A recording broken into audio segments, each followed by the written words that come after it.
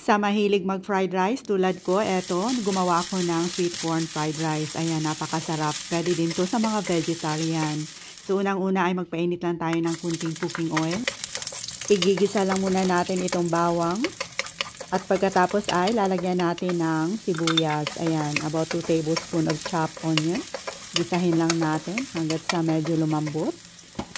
Para makulay itong ating corn fried rice, ayan, ilagyan din natin ng konting diced red bell pepper. Gisahin lang natin ng mga about 2 minutes. At saka ilalagay na natin itong ating sweet boiled corn. Ayan. Paghalo-haloin lang natin. So, lalagyan natin ng konting butter. Masarap pag nilagyan natin ng butter. So, timplahan natin ng konting asin at paminta ayon sa ating panlasa. At pagkatapos ay isunod na natin ilagay itong ating cooked rice.